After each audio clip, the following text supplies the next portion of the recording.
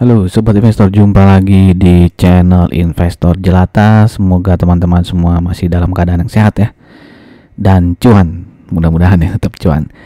Oke, kali ini saya akan membahas saham ICBP ya, Indofood CBP nih ya, yang kemarin ya merilis laporan keuangan akhir tahunnya alias kuartal 4 2023 nya, dimana secara tahunan ya sepanjang tahun 2023 ini laba bersihnya tuh naik sangat besar ya, 52% gitu ya.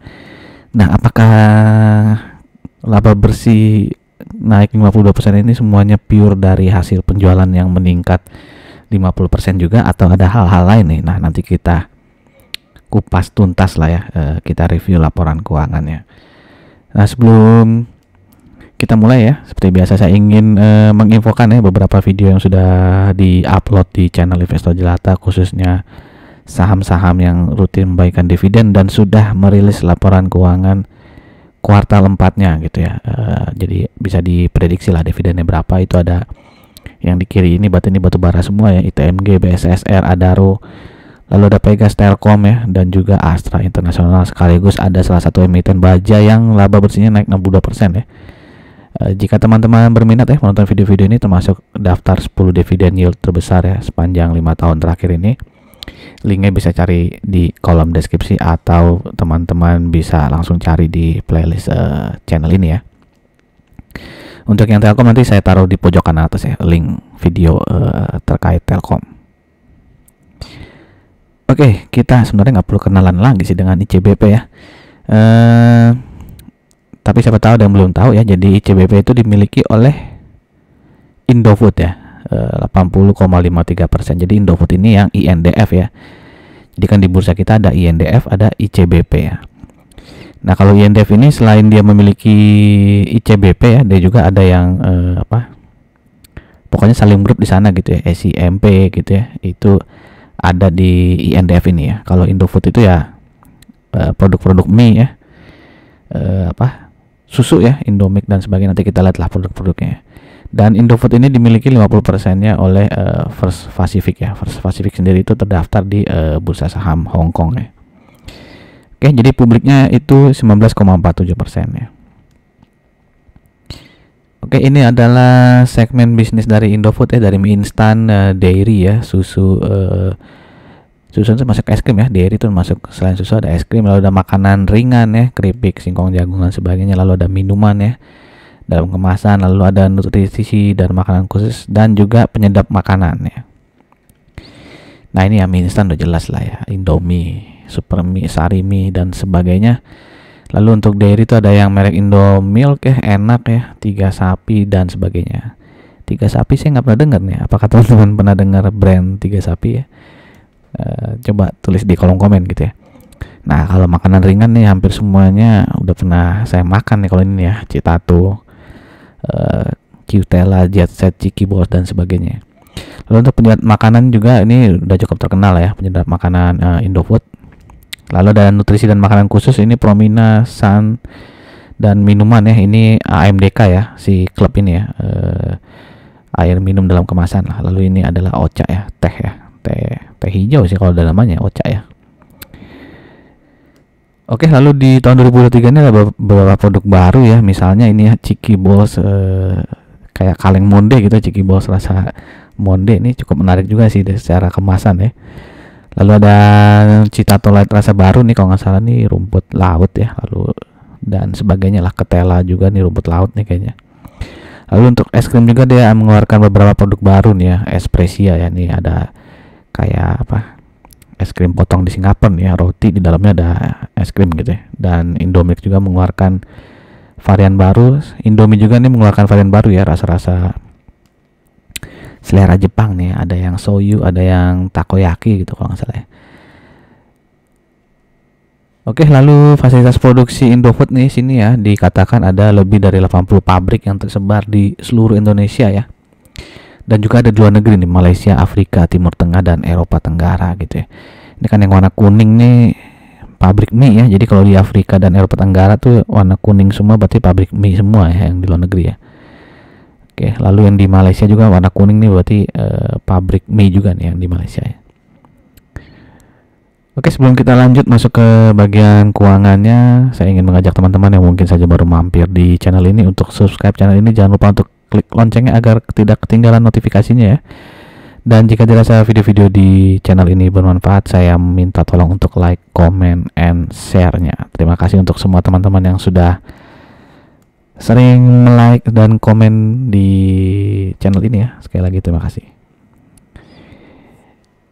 Oke, ini adalah laporan keuangan full year 2023 dari ICBP ya, di mana pendapatannya itu ya, penjualannya itu naik hanya 4,8% ya. Ya naik ya. Tapi 4,8 nih, dari 64,7 triliun menjadi 67,9 triliun. Lalu dia beban pokok penjualannya bisa ditekan ya. Jadi penjualannya naik tapi beban pokok penjualan turun ya. Jadi bagus nih ya. Sehingga laba brutonya bisa naik jadi 15% gitu ya. Nah, beban pokok penjualan ini kan termasuk salah bahan baku ya. Bisa dilihat sini nih, bahan baku yang digunakan turun ya, di mana tahun 2022 tuh 35,1 triliun. Di tahun 2023 ini hanya 34,02 triliun ya. Ini dikarenakan harga gandum yang turun ya, sehingga bahan baku dari bikin Indomie dan kawan-kawan ini juga bisa ditekan ya. Oke. Ya, yang turun itu ya, tapi kalau beban produksi ya itu naik sedikit ya. Jadi bahan baku ini memberikan sumbangan penurunan beban pokok penjualannya. Oke, kita lanjut. Ya, setelah dipotong beban penjualan, beban umum dan lain-lainnya, itu laba usahanya menjadi 7,55% saja kenaikannya. Dan laba bersihnya bisa lihat sini ada kenaikan 52% ya. Tadi kan laba usahanya cuma naik 7,5% nih. Nah, laba bersihnya tuh tiba-tiba naik 52% ya. Nah, kalau kita lihat di sini kenapa bisa begitu? Bisa dilihat sini ya, ada pendapatan keuangan yang naik lumayan ya, dari 240 miliar menjadi 1,49 triliun ya. Jadi ini dari pendapatan bunga nih kebanyakan ya kenaikannya. Mungkin dia naruh uang cash di deposito ya, sehingga mendapatkan bunga. Lalu di sini juga ada beban keuangan. Nah, ini lebih besar lagi ya penurunannya, di mana beban keuangan di tahun 2022 itu sampai 6,1 triliun, di tahun 2023 ini hanya 2 triliun ya. Jadi ada penurunan sekitar 4 triliun lebih ya. Nah, ini yang paling mencolok ya perubahannya. Dan yang kedua juga ya, kalau ini kan bagus ya beban keuangannya turun.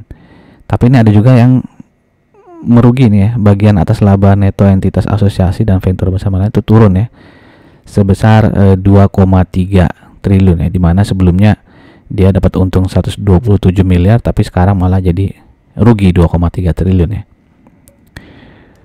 Oke, kita lihat tadi kan beban keuangan ya bisa turun ya dari 6 triliun menjadi 2 triliun. Nah, itu ya di sini ya ada rugi neto atas selisih nilai tukar mata uang. Jadi ada selisih kurs ya, dimana selisih kurs itu tahun lalu membuat ICBP rugi 4 triliun tapi sekarang 0 nih ya. Keren banget ya, bisa 0 ya, tidak ada rugi sama sekali, tidak ada untung sama sekali nih ya. Oke, itu lah yang membuat beban keuangannya bisa turun dari 6,1 triliun menjadi hanya 2 triliun ya. Oke, lalu di sini ya, tadi kan juga ada rugi penurunan nilai atas investasi ya di sini ya. Rugi penurunan atas nilai investasi entitas asosiasi di situ ya 2,4 triliun ya. Walaupun tidak dijelaskan ini rugi dari mana ya, tapi kalau saya kulik-kulik ya, dia kan punya banyak entitas asosiasi ya. Nah, ini tahun 2003 ya datanya. Saya bandingkan dengan yang sebelah kanan ini ya, yang di tahun 2022 ya. Kalau dilihat di sini ya, nilai tercatatnya itu ini ya yang paling atas ya, DPFP itu kan ini 4 triliun ya, dimana tahun 2022 tuh 6,7 triliun nih. Jadi ada penurunan ya dari 6,7 triliun menjadi hanya 4 triliun nih. Nilai yang tercatat ya yang diinvestasikan di DPFP. Nah, DPFP itu apa? Itu adalah Dufil Prima Food ya. Jadi ini perusahaan yang diakuisisi oleh ICBP ya. Perusahaan ini produksi mie ya, mie instan, tapi dia adanya di Nigeria gitu ya. Silakan teman-teman googling aja ya, Dufil Prima Food itu ya. Lokasinya di Nigeria. Oke, itu tadi ya, sudah terjawab kenapa penjualan hanya naik 4% tapi profitnya bisa naik 52% ya. Oke, sekarang kita lihat penjualan dari ICBP ini tuh bukan penjualan ya, labanya, penjualan dan laba ya. Labanya itu terbesar dari segmen apa aja gitu ya. Tadi kan ada segmen mie, dairy dan sebagainya ya. dan laba terbesar kedua dari segmen apa gitu. Mungkin laba terbesarnya yang pertama gampang ditebak ya, tapi yang kedua apakah teman-teman bisa tebak? Mungkin saya kasih waktu 5 detik ya untuk menebak. 1, 2, 3, 4, 5 ya, gitu ya, cepat aja. Oke, kita lihat di sini ya. Sesuai perkiraan pastilah mie instan adalah segmen yang paling menyumbangkan penjualan paling besar sekaligus menyumbangkan laba usaha paling besar ya. Jadi laba usahanya dari mie itu 12,95 triliun di sini ya. Yang kedua laba terbesar dari dairy ternyata ya, dari susu dan juga es krim nih tadi ya. Lalu yang ketiga itu penyedap makanan ya. Yang keempat itu dari snack ya, makanan ringan. Yang kelima dari minuman ya, beverage, dan yang terakhir adalah dari nutrisi dan makanan khusus tadi ya, yang susu tadi ya. Tadi apa ya? Ya itu tadi lah ya. Kita balik lagi coba ya. Saya jadi lupa. Nih ya, nutrisi ya, Promina, Sun dan kawan-kawannya. Oke, kita sekarang masuk ke apa nih ya? Oh iya, penjualan secara geografis ya, dimana di sini 30% itu dari luar Indonesia, 70% dari Indonesia. Ini tidak berubah banyak ya. Di tahun 2022 tuh yang dijual di Indonesia 71%, yang di luar negerinya 29%. Berarti ada kenaikan 1% ya untuk penjualan dari luar Indonesia. Nah, ini adalah data negaranya ya. Paling besar ya dari Indonesia ya, 47,6 triliun penjualan tuh di Indonesia. Lalu yang kedua itu market di Timur Tengah dan Afrika ya. Mungkin ini sudah sangat terkenal kalau Indomie itu memang sangat terkenal di Afrika ya, terutama Nigeria ya. Jadi nggak heran dia menempati posisi kedua nih. Lalu yang ketiga Asia lainnya, dan terakhir itu lain-lain ya. Oke, sekarang kita lihat per kuartal ya, di mana revenue-nya itu kuartal 4 tuh sebenarnya turun ya, 1,34% dibandingkan kuartal 3. Dan yang mengagetkan adalah ternyata kuartal 4 itu merugi ya, 69 miliar ya, sedangkan kuartal 3 kemarin tuh untung 1,3 triliun ya. Oke, tapi tadi secara keseluruhan dia kan naik ya 52% ya, karena tahun lalu kan profitnya 4,5 triliun, di tahun 2023 menjadi 6,9 triliun. Tapi yang mengagetkan, mungkin ini banyak yang tidak mengira juga ya, kuartal 4 ini merugi 69 miliar ya. Dan itu juga yang membuat ya hari ini ya, hari apa nih, Selasa ya, 26 Maret itu sempat turun besar ya, turun jauh lah ICBP ya, walaupun pada akhirnya dia bisa rebound gitu ya. Mungkin gara-gara orang kaget ya kenapa kuartal 4 malah merugi gitu ya. Oke, sekarang kita lihat ya profit tahun-tahun sebelumnya. Bisa dilihat di sini kan profit tahun 2023 nih 6,9 triliun ya, berarti dia itu adalah profit yang terbesar ya, terbesar sepanjang sejarah ICBP sih kayaknya ya. Kalau dari 2016 udah kelihatan ya, itu yang paling besar tuh 6,9 triliun ya.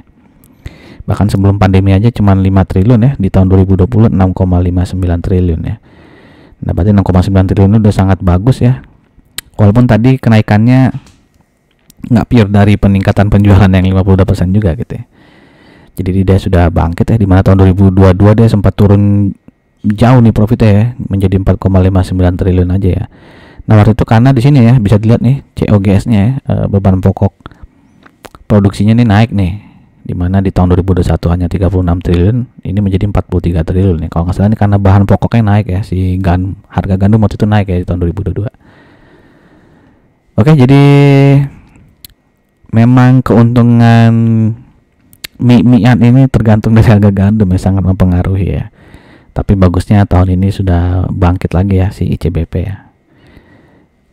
Oke, sekarang kita bahas PER-nya ya. PER 5 tahun terakhir ini rata-rata di 19,73 dan saat ini dia diperdagangkan di 18,1 ya. Jadi udah dekat-dekat dengan PER rata-rata 5 tahunnya ini ya. Nah, bagaimana PBV-nya? PBV-nya saat ini di 3,11 dan PBV rata-rata 5 tahun terakhir tuh di 3,79 ya. Nah, ini masih agak jauh sedikit ya, jadi masih bisa dibilang under value ya dari sisi PBV. Dan book value saat ini di 3.494,3. Kalau kita asumsikan harga wajarnya itu adalah ketika PBV 3,79, maka harga wajarnya adalah di 13.243,4 ya, di mana hari Selasa ini 26 Maret dia closing di 10.850 sehingga ada margin of safety sekitar 22% ya, alias harga saat ini tuh bisa dibilang ya, kita asumsikan terdiskon 22% dari harga wajar ya. Oke, sekarang kita bandingkan dengan perusahaan-perusahaan lainnya yang bergerak di makanan juga nih ya. Ya, Indofood sebenarnya sih induknya dari ICBP ya. Lalu ada Mayora, ada Garuda Food dan juga Kino ya. Bisa dilihat sini earning per share paling besar adalah Indofood ya. Oh ya, ini Kino belum keluar ya laporan keuangan kuartal 4, jadi masih pakai data kuartal 3 yang di setahunkan ya. Ya, balik lagi earning per share Indofood paling besar ya. Yang kedua ya ICBP gitu ya. Untuk PER juga ternyata Indofood yang paling kecil ya, 6,89 saja ya. Dimana ICBP itu udah 18,1, tapi masih ya sejajar lah dengan Mayora yang sama-sama 18 ya. Sedangkan Good dan Kino tuh udah di atas 20% ya. Untuk PBV ternyata Indofood yang paling kecil ya. Jauh banget tidak, 0,56 ya. ICBP sendiri tuh 3,11 ya, dan Mayora 3,85 ya. Oke, kalau Good nih udah PER-nya gede, PBV-nya gede juga ternyata ya. Oke, untuk ROE Mayora yang paling besar ya 20,9 ya. Lalu ada Garuda Food, baru yang ketiga itu ICBP. Nah, Indofood ini ternyata cukup rendah ya, hanya 8,11 gitu ya. Untuk DER nih Mayora yang paling kecil ya. Dan Kino nih gede banget nih, 1,84 ya. Oke. Jadi ya lumayan gede juga sih ini si ICBP dan Indofood ya, 0,9 dan 0,86. Jadi kalau di sini ya kalau yang paling jelek sih gampang ditebak ya. Yang paling jelek nih ya antara Kino sama Garuda Food lah. Cukup besar nih ya. Ya Kino sih paling ngeri sih karena DR 1,84 ya. ROE cuma 5,21 gitu ya. Oke, jadi ya kalau ICBP dan Mayora ya bisa dibilang sih seimbang lah ya. Mungkin Mayora lebih bagus sedikit ya karena dia ROE-nya gede 20,9, sedangkan PER dan PBV-nya tuh mirip-mirip ya Mayora dan ICBP ya. Tapi kalau Indofood nih bisa dibilang murah nih kalau lihat PER sama PBV-nya ya. Oke, bagaimana menurut teman-teman? Apakah di antara ICBP, Indofood dan Mayora, apakah Indofood yang lebih baik atau mendingan yang Mayora gitu ya? Silahkan tuliskan pendapat teman-teman di kolom komen ya. Atau ada yang milih Good juga Garuda Food ya nggak apa-apa juga gitu ya. Oke, sekarang kita masuk ke chart dari Indofood ya, di Indofood lagi ya, Indofood ya, Indofood CBP tapi nih ICBP di mana dia all time high-nya itu di, lupa saya tulisin di sini ya, 12.500 mungkin ini ya, itu sudah beberapa tahun yang lalu ya.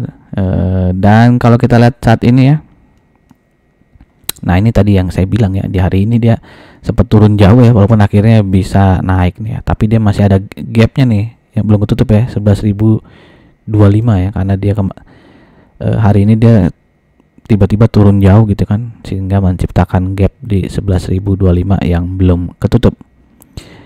Dan saat ini supportnya ada di sekitar 10.075 sampai dengan 10.275 ya, dan resistennya di, waduh lupa ditulis lagi angkanya ya, resistennya di atas ini ya, bisa teman-teman cek lah ya, 11.800 mungkin di sini ya, bisa teman-teman cek lah di chart masing-masing ya. Dan support berikutnya itu berarti ada di 9.275 sampai dengan 9.350 gitu ya. Kalau dilihat MACD-nya sih tadinya kayak mau ini ya, golden cross ya, tapi ya masih golden cross nggak ya? Ya agak batal dikit sih ya. Ya mungkin besok golden cross nih ya, kalau dia bisa naik lagi ya, menutup gap 11.025 gitu ya.